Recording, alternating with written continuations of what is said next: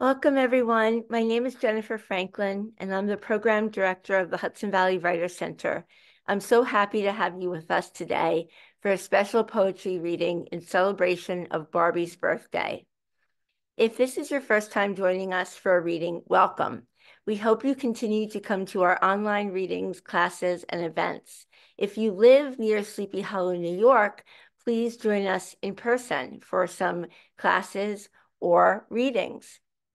If you have already or plan to donate to today's reading, every donation today goes to the LGBTQIA+ Limp Wrist Hudson Valley Writers Center scholarships. If you know a high school student who would like to take an LGBTQIA+ workshop, make sure to let them know about Dustin's class in June.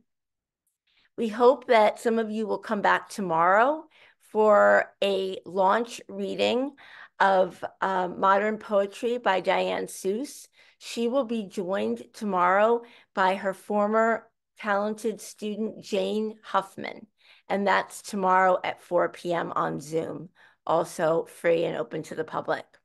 Today, I want to thank the board, our teachers and students who are the beating heart of the center, and we want to recognize the foundations and organizations who support us, including the Bydale Foundation, the David G. Taft Foundation, NISCA, and Arts Westchester.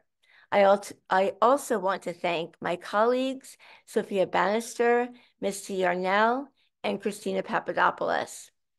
Thank you to all of you for being here. And thank you to Dustin and Denise, who invented this idea of having this poetry reading to celebrate Barbie's birthday in the first place. I am going to turn the reading over now to Dustin and Denise so they can help welcome you. We're not going to have traditional bios. We just want to hear your work. Dustin. Thank you. I have to say, Jennifer, I mean, your tireless work for the Hudson Valley Writers Center is always impressive in your heart. And I am lucky to know you. And I've also worked with Sophia through her graphic design and things that she do. I'm so appreciative of the attention that you give poets and everything that you do. I know we're on mute, but if you could use the reactions right now to give a round of applause, hold those hands up if your camera is on for Jennifer, Sophia, and that whole team for their tireless work. It's often a thankless job. So please know that everyone here is thanking you and appreciates you. And you should also buy Jennifer's book. So we are here today because it is actually Barbie's birthday. I mean, it worked out perfectly for it to be March 9th to be on a Saturday. And released in 1959, she is turning 65. And she can now enroll in Medicare. Maybe somebody needs to write a Medicare Barbie poem. Maybe that's the challenge to Denise, is to hit back at it and give us Medicare Barbie. So I have to say, it was Anne Sexton that made me fall in love with poetry, but it was Denise Duhamel, and specifically Kinky, that made me feel like my poems could have a place in this world. And I cherish this book. This is the signed copy that Denise signed for me back in early 2005, I believe. I don't use it because I don't want to ruin it. I have two copies, and I cherish this book and everything that it's done for me. So thank you for Denise for bringing it in the world, because also my book wouldn't exist without it. You are an inspiration. So how tonight or this afternoon is going to roll is I'm going to let you know who each reader is. They are going to take off and read their poems. So everyone here was part of a Limp Wrist issue that Denise and I co-edited together, celebrating Barbie, because Kinky turned 25 in 2022. And so we launched Limp Wrist in two parts, on Kinky's birthday and then the second half on Barbie's birthday. And I will drop that link if you are in the Zoom. You can save this, because that is where you can find everyone's bio. It is listed with their poem in Limp Wrist. You may want to read along while they're reading their poem. If you are watching this later, you can just go to limpristmagazine.com and drop on the issues and find issue 6 to find their bios and to read their poems, because after you hear them, I know you will want to revisit them.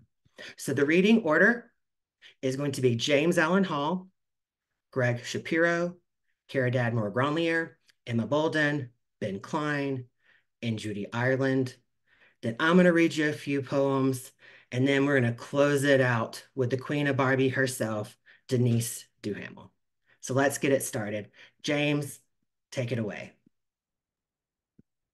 Thank you for having me. I believe I was on in the Barbie's birthday issue, although I had secretly wanted to be in the Kinky issue because Kinky is really timeless.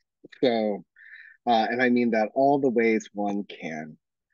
My poem is called The Dolls. It's in sections, so I'll just pause between sections.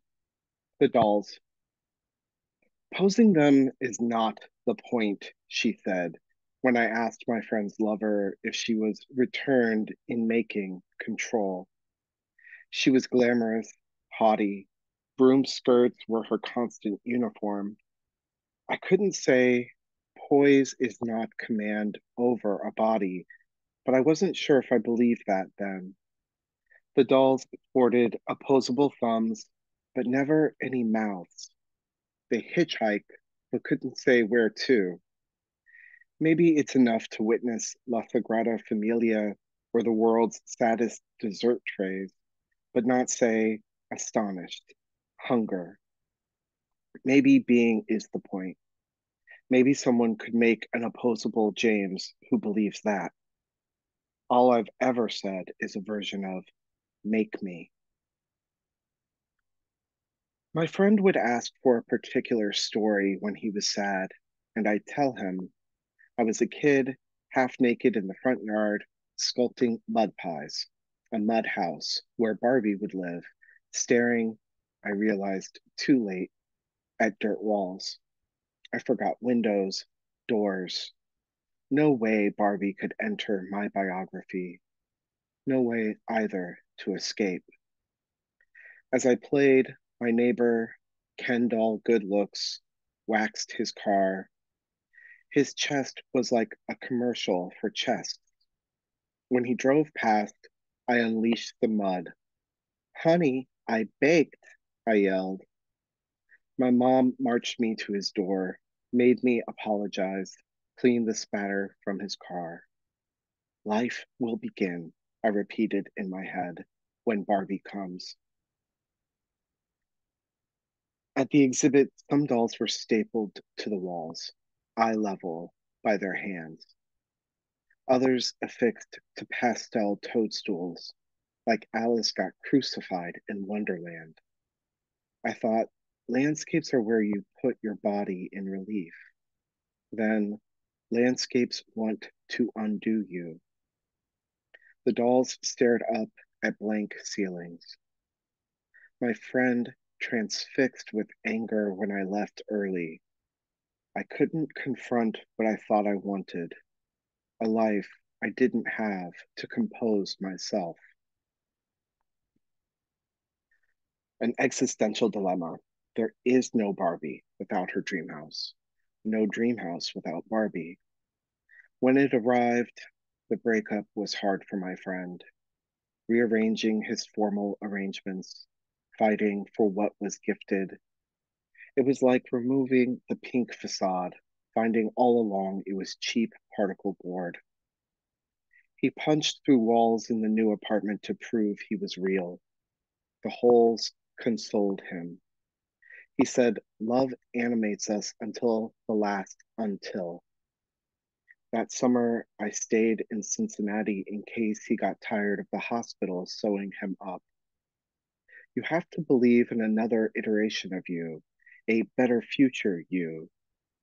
I was Magician James, Healer James, Desperate James, gesturing towards all the adventures waiting out west in Malibu. I took in the dolls he couldn't bear to trash. I got right in their saggy faces and said, my friend died, but nothing registered. They were endlessly protected. I thought I would not write poems if he couldn't read them. Then that's all I could do. Pose him on a rooftop, chain smoking, ledge leaning, ashing a rain of embers. Pose him, scrawling graffiti on hotel walls. You're not home, you're in love. Pose, arms whirling. Pose, legs split like a gymnast. Him, storm still, rigid, when he discovered I didn't attend the funeral. The dolls made bad Ouija boards, worse landscapes. One night, I threw a doll off my roof to see what distance imagines. Then I put that in a poem too. Stitch after awful stitch, I tried to contain his essence. Here, recreate, cage, understand. The verbs were like horses in a gilded carousel whose music is too weak to stay in your ears. The horse bobs, the horses bob, alter position, but ultimately they're stuck on the same axis. It only looks like beauty. A poem is a mouth after there is nobody to shut it in. Next up is the wonderful and fabulous Gregg Shapiro.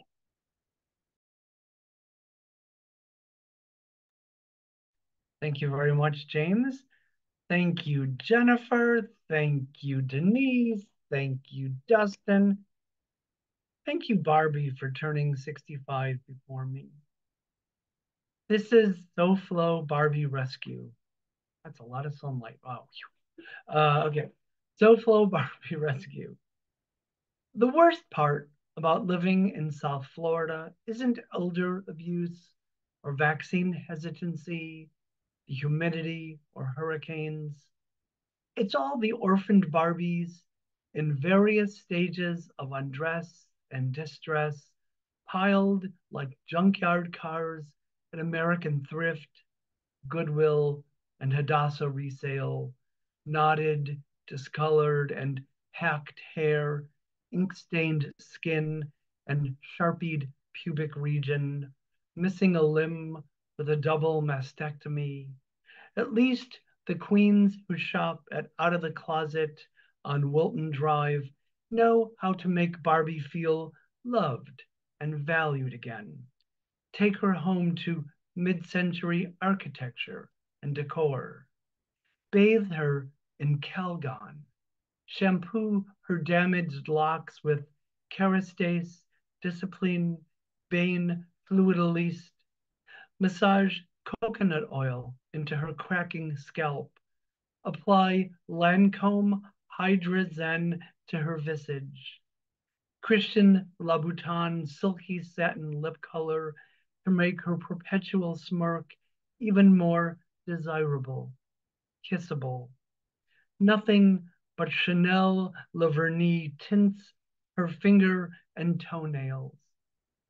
A diminutive white gold Rolex Oyster perpetual day date 36 with diamond pave dial, diamond set bezel, and a diamond set president bracelet wrapped around her slender, tapered wrist.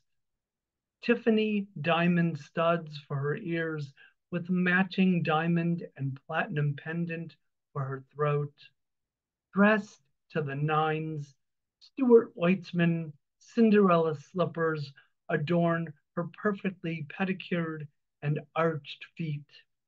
Only vintage Valentino or Karl Lagerfeld will do when it comes to her gowns, to be worn on the red carpet at galas or picking up a few nibblies at Sprouts. Thank you very much. And now put your hands together for Caridad Moro-Gronlier. Thank you, Greg.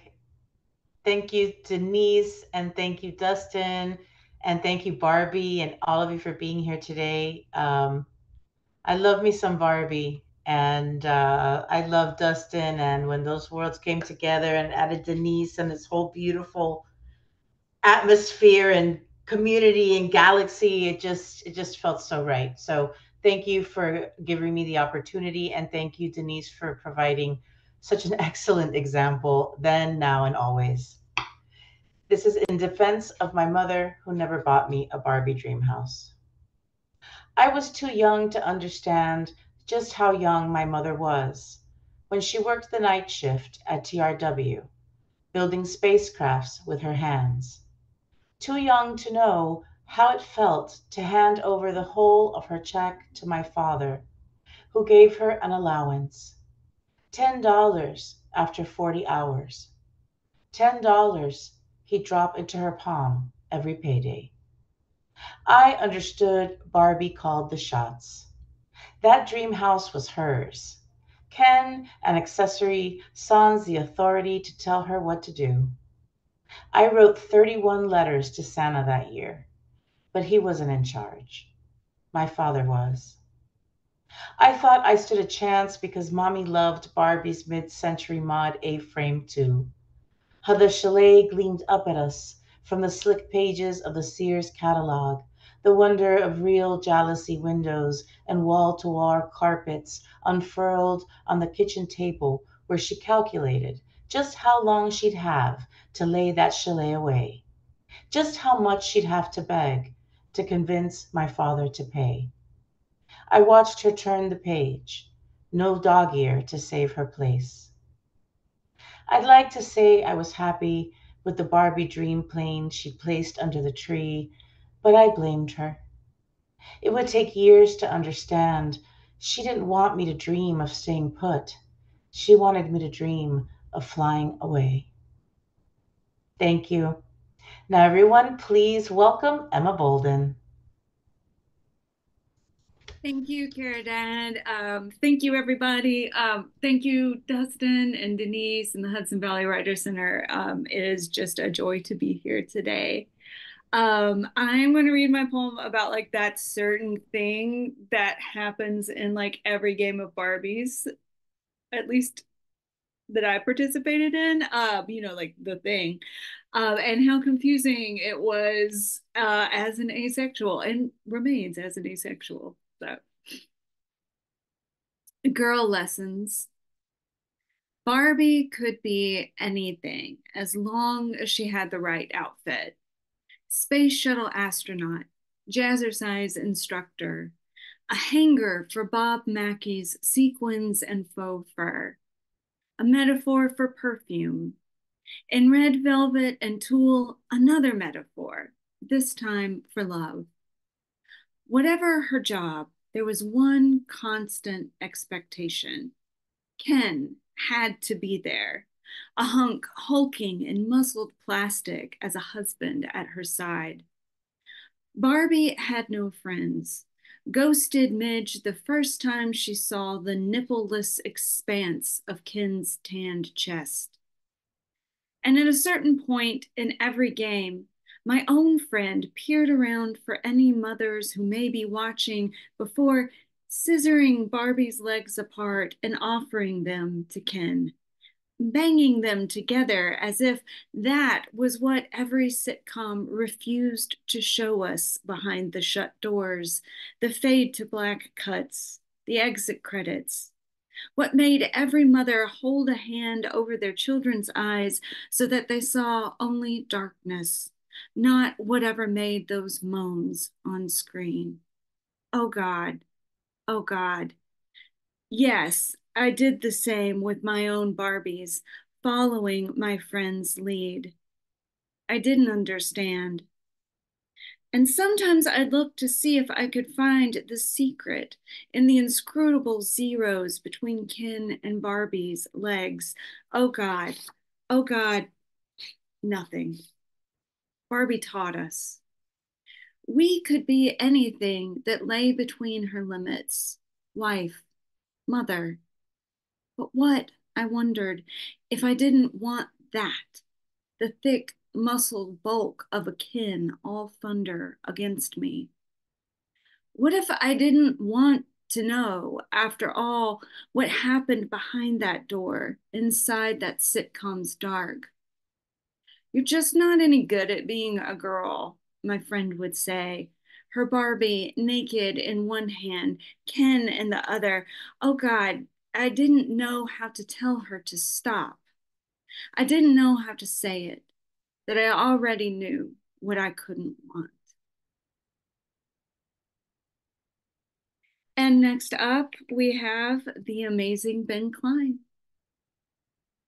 Hello, everybody. Thank you to Denise, Dustin, and the Hudson Valley Writers Center. This is a very fun reading, and I'm enjoying being here. And I feel odd reading a poem about Barbie because I grew up on a farm as a Marvel zombie, and the but this poem just kind of came out of me a few years ago. I guess we have to imagine Ken and Barbie as cast members of an 80s teen movie here. I think that's the vibe. So Ken blew me silently behind the concession stand on the home side of Cardinal Field. Barbie watched us, which was not the first time this happened to me. I say happened to because the dream began when Ken asked and I unzipped, and Barbie offered to be the lookout for any teachers or parents, cloaked nuns on a late night stroll, my dad yelling, "Keep it straight," when I daydreamed on the tractor drifting across the field. Ken worked fast, his hands kneading my ass and perineum, tugging my balls like this wasn't his first time on payroll for the devil. Barbie said, "That's his fave part," when I grunted and he gulped. She put her hair up in a side pony. "Now, can we party?" I woke, my husband Adam snoring beside me, then fell into Barbie's pink convertible, zooming to Skipper's rental at the lake, Ken and Adam making out in the back seat, Barbie saying, "Look, you know guys do what they want, and we shouldn't waste time worrying about it." I slid my arms around Adam, who curled into my body and continued snoring, unaware of the party. Ken's anaconda jaw, the convertible chalkboarding the curve as Barbie and I laughed, heads back, mouths to the moon, our blonde ponytail tongues whipping in the wind. Thank you. And up next, the fantastic Judy Ireland. Thank you, Ben. Thank you, Dustin, and thank you to everyone who's here today. And I can't wait to hear our two main readers. But all these poems have been so wonderful. My poem is a persona poem in the voice of one of those knockoff Barbies that you get at the cheapo store. An 11.5-inch generic fashion doll speaks truth to Barbie. My legs don't bend at the hip or knee, but I have little rubber shoes just like you. And maybe I don't have a pink Austin Healey, but my boyfriend rides a Harley. Put that in your tailpipe and smoke it, Barbie. I cover every quarter-inch of the ground I stand on, and there's a special rapport that develops in the dollar store when some little girl wheedles a dollar bill from her daddy, rips open my plastic sleeve, squeezes me around the waist gleefully. Tired people smile, and the cashier rings me up just like someone rang up your overpriced ass in some fancy store. I'm trying not to swear, but it's the way I'm made. I'm the Tanya Harding of the 11.5-inch lifelike doll set. Plastic, hard as hell, built cheap, totally unbendable, so little fingers have to work hard to get those tiny clothes pulled all the way up my rigid limbs. I think I'll smoke a cigarette while you do your nails. I've got hardware store and bowling alley sets in my future, Barbie, and my little girl loves me just as much as yours loves you. And our next reader is the amazing Dustin Brookshire. Oh, my heart is so full. I've read these poems, because I like Limp Wrist, obviously, but to hear them again has just been such a delight. And I want to thank everybody if you've donated to Hudson Valley to donate to the scholarship that's open to high school seniors and young writers and creative writing programs. We really struggled last year in spreading the word because of all the anti-gay legislation and the Don't Say Gay bills. I had so many teachers that would use to share this information tell me that they could no longer share it because they didn't want to lose their jobs. So if you know someone, I would love for you to spread the information because this workshop is free for students. It makes it accessible, and it's been harder to get the message out through teacher connections. So let's put these kids in a workshop. And I'm not saying because I teach it, but being in a workshop taught by a queer person, looking at queer poets is important. And I wish that I had had access to that when I was 18 to 21. So please share that information. I will also say I had to cheat and look. It was 2007 when I first met Denise and ran to my car at a conference to ask if she would sign my copy of Kinky because I had a habit of always taking my favorite books to conferences with me. and Kinky turned 10 that year. And I told her I had this desire to write Barbie poems, and she inscribed in the book, "I can't wait to read your Barbie poems." It took much longer than that for me to write them, but they did finally happen. And my book turns 1 on the 17th, so Never Pick First from Playtime is what I am reading to you. And I have to give Allison Blevins at Harbor Editions a shout out for publishing this chapbook. They're all Barbie poems, of course, but there's only one that is patterned very specifically after one of Denise's poem. And her poem is Antichrist Barbie. So there's a lot of similarities. I tried to structure mine to hers, and mine is Pandemic Barbie. She sits inside her Barbie Malibu dream house, a socialite waiting on her assistant. Her body yearns to be dressed by little girls, especially those little boys who bring the glitz and glamour. Mothers debate, let the dolls sit for 2 to 3 days, post playdate, or wipe them down with Lysol. Barbie doesn't have COVID, cry little girls and little boys who in secret love her. The boys grow up to cinch their waists, sissy their walk, balk at lace front wigs, leave families behind, free their inner Barbie, grow up to be men thankful. One blue pill a day prevents at least one virus. And that's a reference to PrEP. If you don't know what PrEP it is, do a little Google. Even the heterosexuals should know what PrEP is. Next up, COVID-19 Barbie. No one removes her from the box. It's a shorty. Lot's wife, Barbie. Mattel told her not to look back once she left the factory. We know how that ended. Never picked first for playtime.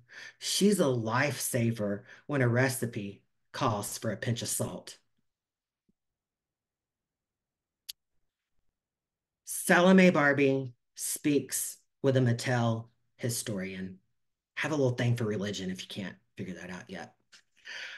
I understand Ken the Baptist holds a grudge, but after all these years, the gifts of superglue, I only see Ken the martyr.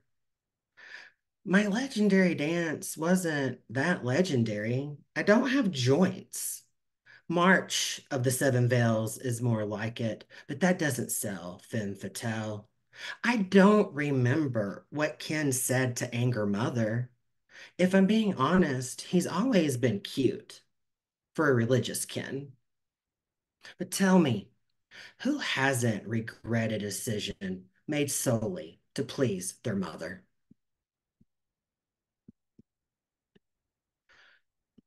Lesbian Barbie. Plastic body to plastic body in the toy box with all the other Barbies. She's horrified when her arm that was left reaching for the sky is now up Christmas Barbie's ball gown. She respects consent. People think she's good with power tools, could build a deck or add a room to the Barbie dream house, but she's never held a drill. She can't. Lesbian Barbie is envious of made-to-move baseball player Barbie's 22 joints, some in the neck, waist, wrists, torsos, and hips that allow for, as Mattel says, lots of flexibility and an incredible range of movement. She knows with joints should be a player, hopes to join Mattel's baseball team. At least one baseball player Barbie has to be a lesbian too.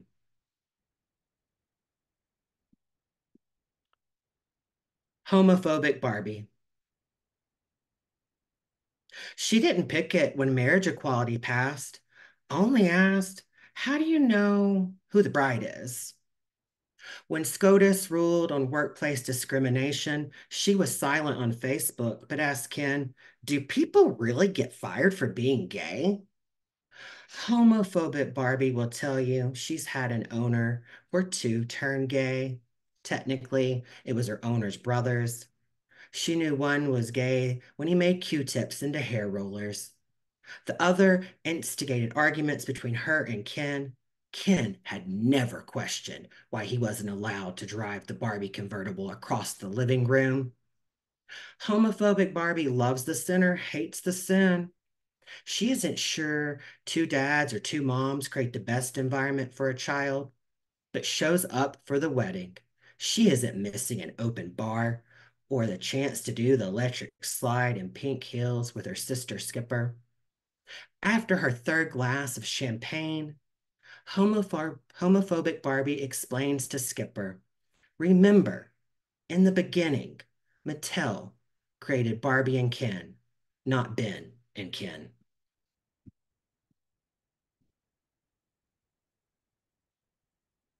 PSA from Lesbian Barbie. Scissoring is a cisgender male construct. Another shorty for you. MAGA Barbie. She could be from Georgia, Florida, South Carolina, Alabama, or any state that voted red in 2016. Little girls never pick her. Mothers make the purchase, bribe their daughters to pose with Barbie, wear a matching MAGA hat. Mothers post pictures on Twitter, Instagram, and Facebook. Hashtag MAGA women. Hashtag women for Trump. Hashtag Trump girls break the internet. MAGA Ken isn't sold separately. Barbie's instruction sheet explains a strong MAGA family is led by a man. Barbie and Ken are married. Why else would they be so close in that box? After the photo shoot, mothers quickly trash Barbie's box. Some daughters notice Barbie's logo isn't her signature cursive. Pink isn't Pantone pink. It's M-A-T-E-L-L instead of M-A-T-T-E-L-L on the side of the box. Girls Google quickly discover the Trump campaign launched MAGA Barbie after Mattel announced Barbie campaign team gift set. A campaign manager, fundraiser, voter, and a Black presidential candidate. Barbie gift set includes a link to a downloadable voting ballot, I'm a future voter sticker, and you can be anything activity sheets. Daughters prefer these items to the 5% discount code for art of the deal. Prefer Barbie gift set over MAGA Barbie and Ken, who remind them of what they don't want to be. That voter box, the gift set Barbie, is a real one too. I'm just going to read a few more and we're going to turn it over to Denise. I mean, we're ready for that, right? Because she's going to blow us out of the fucking water. Red Lobster Barbie will fuck you up if you get between her and her basket of cheddar biscuits. I also self-identify as Red Lobster Barbie, by the way, so don't ever come between me and those biscuits. Susan Collins Barbie. Mattel strategists planned a limited 10-year run. 20 plus years later, she's still for sale. And that's a true story. You can Google, and in a debate before when she was first elected, she said she would support term limits. And as you know, she's never done that. I am reading just two more. If you're over 40, I think now the recommendation is now over 40, it used to be over 50, you might relate to the title of this poem, Colonoscopy Barbie. We're all there, right? Will children develop a fixation if an anus is her only orifice? Asks a Mattel strategist. The list of what will end up her ass is endless. said a senior strategist. Colonoscopy Barbie existed only as a discussion, a secret kept until this poem. And I'm going to end with another short one. For so many years, I wanted to write a poem pattern. I love those mimics after the famous Margaret Atwood poem, You Fit Into Me. You probably know that. And was never successful. And I feel like this one's successful, so I thank Barbie for that. And if you don't think it's successful, I would just appreciate it if you keep that to yourself and let me feel how I feel about it. Barbie's realization after Margaret Atwood. You fit onto me like a shoe onto a foot, a mini pink stiletto heel, a gnawed right foot. Thank you so much for indulging me. It is an honor and it is a privilege to say Denise Duhamel is next. Thank you, Dustin. And thank you, everybody who read from Limprist. Dustin and I had a blast doing the issue, and it's just been wonderful that you're all here to read. So thank you very much. It was really a pleasure. And of course, thank you, Dustin, for arranging this and for your fabulous poems. And I kind of feel like Dustin's keeping my memory alive. So I really appreciate it. I feel like, you know, this like, it's been great. Thank you. Thank you so much. I thought I would read the very first Barbie poem I ever wrote. And I think, I never thought this would be a whole book. I thought it was just going to be this poem, but then one thing led to another. And it's sort of my friends talking to me about Barbie, and we were talking about our Barbie memories. And it must have been written in 1990 because this is called Miss America 1990. Miss Arizona roller skates to amazing grace, and Miss Pennsylvania thanks God for her kidney transplant. How lucky and right for them to be here, smiling as they remind us about unfortunate discrimination against the hearing impaired, that it's so important for our youth to say no to drugs. If we only recycled our bottles and cans, why, the world would be perfect, and they're here to prove it.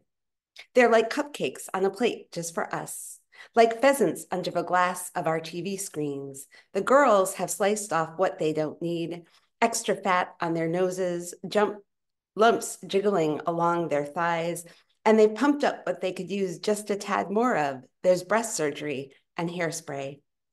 My friend Susan Laurie says one of her first memories in South Dakota was playing Playboy Bunny, strapping on ears and hiking up her skirt. Who doesn't want to be desired? But she said she soon learned that no one could really love something as flawless as Barbie.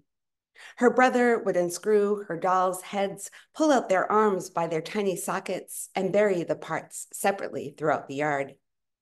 And when my friend Pammy grew up in Brooklyn, she didn't need a brother to give her a realistic sense of what she could expect.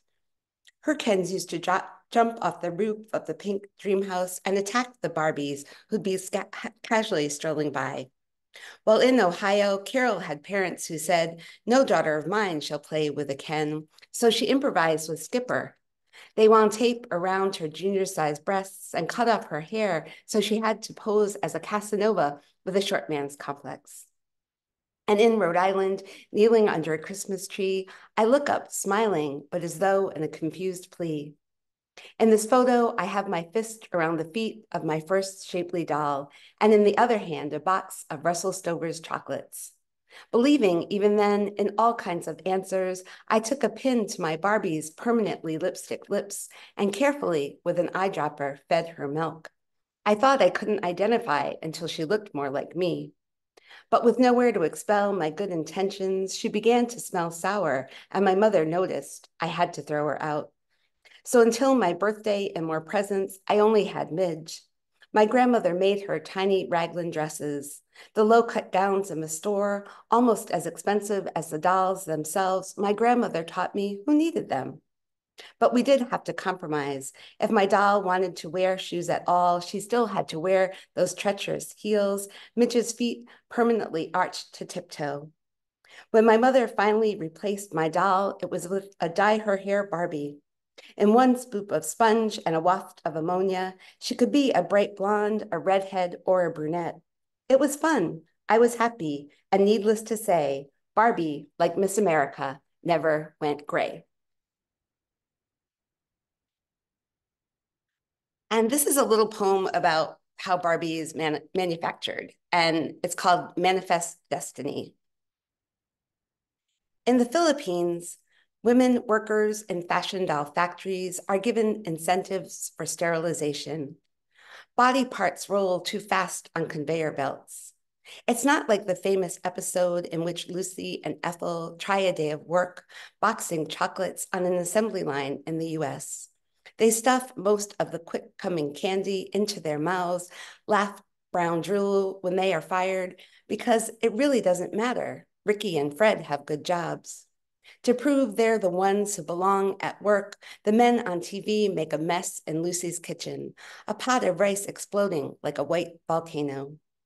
The women in the Philippines and elsewhere ponder big business, the benefits of discontinuing its own children.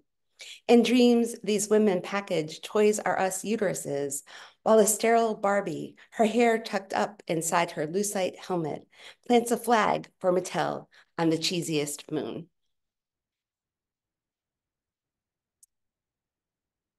This next poem is Barbie and Carrie, and it's a prose poem, and I think this is where I should put a plug in for a class I'm teaching next week at Hudson Valley Writers Center on the prose poem, and it's going to, one of the assignments will be based on shape, and so this is in the shape of a TV or a movie square. Barbie and Carrie. Barbie catches Carrie as a late night movie. Plug it up, shout a group of mean teenagers while Sissy Spacek's character crouches in her high school's locker room shower. Carrie's mother, a religious fanatic, hasn't prepared her daughter for her first menses. On her couch, Barbie hugs a bowl of make-believe popcorn. She thinks about how she doesn't ever bleed, even when she's cut.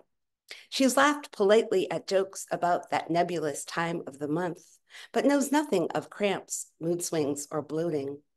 She wears her white tennis shorts whenever she wants to and feels an absence of anything in particular when she gazes at the ever-changing moon. The only time Barbie used a sanitary napkin, it was as a makeshift mattress. She once held a junior-sized Tampax as a wiffle ball bat. Even Stephen King, who wrote the novel, Barbie thinks, and Brian De Palma, who made the film, understand the nature of female cycles better than I do, and they're human men. Barbie's been told over and over again that she's been blessed with the best of adventure and fashion. But tonight she finds herself looking to Dowdy Carey as her heroine. Barbie knows nothing of telekinesis. She can't even will herself to move, never mind a pencil or ashtray. She watches the TV admiringly as Carrie takes her whole life into her hands, and Barbie wishes she could experience the curse at least once. This next poem is called Beatnik Barbie, so it's cool that you just snapped, Dustin. It's Beatnik Barbie. Talk about failure. Barbie couldn't snap. Her fingers Venetian vines that refused to spread. Her thumb stiff and apart. No het cat, she had voluminous hair, too easily flattened under stylish berets, a face that could express so little of the anger of her times. When she tried to go barefoot, the balls of her tiptoed feet grew tired and calloused. She liked the fringe, the tie-dye, the psychedelic posters. Her friend Andy Warhol even did her portrait. But she hadn't the veins for heroin, the lungs for pot, the rhythm for jazz. She preferred glamour to Ginsberg, fashion to Ferlinghetti, winsome beauty to William Burroughs. And this is called Hippie Barbie. Barbie couldn't grasp the concept of free love. After all, she was born into the world of capitalism, where nothing is free. And all she had to choose from was a blonde or dark-haired Ken who looked exactly like Midge's boyfriend, Alan. Ken wouldn't even get bell bottoms or his first psychedelic pantsuit until it was way too late, sometime in the mid-70s. And then, whenever Barbie tried to kiss him, his peel-off lamb chop sideburns loosened and stuck to her cheeks. There were no black male dolls yet, so she guessed a mixed-race love child was out of the question. Barbie walked her poodle past the groovy chicks who showed their belly buttons and demonstrated against the war. She couldn't make a peace sign with her stuck-together fingers. She felt a little like Sandra Dee at a Janis Joplin concert.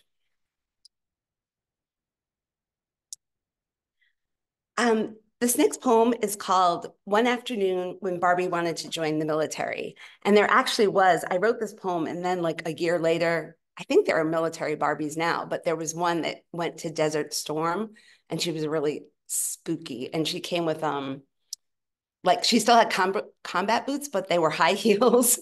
And then she had like a giant pink comb, like that was as tall as she was. And that seemed to be the only thing she needed to go to war. It was very odd. But anyway, here we go. One afternoon when Barbie wanted to join the military. It was a crazy idea, she admits now, but camouflage was one costume she still hadn't tried. Barbie'd gone mod with go-go boots during Vietnam. Throughout Panama, she was busy playing with a Frisbee the size of a Coke bottle cap. And while troops were fighting in the Gulf, she wore a gown inspired by Ivana Trump. When Mattel told her, hell no, she couldn't go, Barbie borrowed G.I. Joe's fatigues, safety pinning his pants' big waist to better fit her own. She settled in his olive tank, but Barbie thought it was boring. Why don't you try running over something small, coaxed G.I. Joe, who sat naked behind the leg of a human's living room chair. Barbie saw imaginary bunnies hopping through the shag carpet. I can't, she said. G.I. Joe suggested she gun down the enemy who was sneaking up behind her. Barbie couldn't muster up the rage for killing, even if it were only play. Maybe if someone tried to take her parking space or scratched her red Trans Am. Maybe if someone had called her a derogatory name. But what had the soldier from the other side done? G.I. Joe, seeing their plan was a mistake, asked her to return his clothes, making Barbie promise not to tell anyone. As she slipped back into her classic baby blue one-piece swimsuit, she realized this would be her second secret. She also couldn't tell about the time she posed nude for Hustler. A young photographer who lived in the house dipped her legs in a full bottle of Johnson's baby oil, then swabbed some more on her torso. Barbie lounged on the red satin lining of the kid's Sunday jacket. He dimmed the lights and lit a candle to create a glossy centerfold mood. Lick your lips, he kept saying, forgetting Barbie didn't have a tongue. She couldn't pout. She couldn't even bite the maraschino cherry he dangled in front of her mouth. Luckily, there was no film in his sister's camera, so the boy's pictures never came out. Luckily, G.I. Joe wasn't in the real army, or he said he would risk being court-martialed. He wasn't supposed to lend his uniform to anyone, especially a girl. Just then, a human hand deposited Ken from the sky. Somewhere along the way, he'd lost his sandals. What have you two been up to? He asked. Barbie didn't have the kind of eyes that could shift away, so she lost herself in the memory of a joke made by her favorite comedian, Sandra Bernhardt, who said she liked her dates to be androgynous because if she were going to be with a man, she didn't want to have to face that fact. Barbie was grateful for Ken's plastic flat feet and plastic flat crotch. No military would ever take him, even if there were a draft. As G.I. Joe bullied Ken into a headlock, Barbie told the boys to cut it out. She threatened that if he kept it up, G.I. Joe would never get that honorable discharge. This is called Buddhist Barbie. In the 5th century BC, an Indian philosopher, Gautama, teaches all is emptiness and there is no self. In the 20th century AD, Barbie agrees, but wonders how a man with such a belly could pose, smiling and without a shirt. And I will end with the title poem, Kinky. And for those of you who saw the Barbie movie, which I'm kind of guessing, everybody, but in case you didn't see it, there's one scene in which Ken wants to spend the night in the dream house, and Barbie asks him why, and he looks like he's like, oh yeah, I don't know. Like it's like this urge, but like what to do about it. So I like to think I took it a lot farther than the movie did. And this is called Kinky. And thank you all very much for listening and for coming. And thank you especially to the readers who were in Limpris, the Barbie issue. Thank you. Kinky. They decide to exchange heads. Barbie squeezes the small opening under her chin over Ken's bulging neck socket. His wide jawline jostles atop his girlfriend's body, loosely, like one of those nodding novelty dogs destined to gaze from the back windows of cars. The two dolls chase each other around the orange country camper, unsure what they'll do when they're within touching distance. Ken wants to feel Barbie's toes between his lips, take off one of her legs and force his whole arm inside her. With only the vaguest suggestion of genitals, all the alluring qualities they possess as fashion dolls up until now have done neither of them much good. But suddenly Barbie is excited, looking at her own body under the weight of Ken's face. He is part circus freak, part thwarted hermaphrodite, and she is imagining she is somebody else, maybe somebody middle class and ordinary, maybe another teenage model being caught in a scandal. The night had begun with Barbie getting angry at finding Ken's blow-up doll folded and stuffed under the couch. He was defensive and ashamed, especially about not even having the breath to inflate her. But after a round of pretend tears, Barbie and Ken vowed to try to make their relationship work. With their good memories as sustaining as good food, they listened to late-night radio talk shows when featuring Dr. Ruth. When all else fails, just hold each other, the small sex therapist crooned.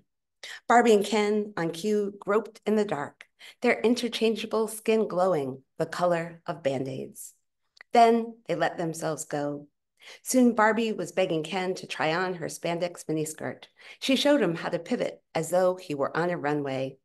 Ken begged to tie Barbie onto his yellow surfboard and spin her on the kitchen table until she grew dizzy. Anything, they both said to these others' requests, their myriad desires bubbling from the most unlikely places. Thank you. Thanks for listening. Denise, will you let me put you on the spot to read Antichrist Barbie on page 48? Oh, yes, of course. I should have asked you before. It's really short for those, and if you want to leave, you can. If you're anyone but Dustin, you want to leave, I totally understand. Yes, I should have read that one. You're right. I thought about it when you were reading. Okay. Wait, not 41. What page is it? 48. 48. Yeah, 48. Okay. I promise it's only this long. Antichrist Barbie. She could turn her head all the way around like Linda Blair in The Exorcist. Her bare, high-heeled feet were begging to be nailed, Jesus style, to a cross. Mothers saw their daughters' dolls levitate above pink carrying cases, then tip upside down, arms straight out to their sides. Barbie's an angel, cried the little girls who loved her, who would mortgage their souls to be like her, who would do anything she asked. Thank you. Thanks. And thank you, Jennifer, for hosting us. And thank you again, Dustin, for arranging everything. It's lovely. It's really fun. I'm going to echo Denise. Thank you, everybody. And I want to give another plug for Jennifer and Hudson Valley. Jennifer has dropped a couple links in the chat, but if you're watching this later, at any point, you should still Google the Hudson Valley Writer Center. You're probably already there because that does sound stupid because you're watching the video on their website, but make sure to look at their calendar because that's where all their activities are, readings, classes. They have so much to offer with so many great poets. So please support them by purchasing classes through them, making donations. They also do an annual auction every year where you can get some pretty cool things. And it's a great way to support the organization. So Jennifer, thank you so much. Thank you, Dustin. Thank you, Denise. Thank you to all the readers. Thank you to the audience for being here today.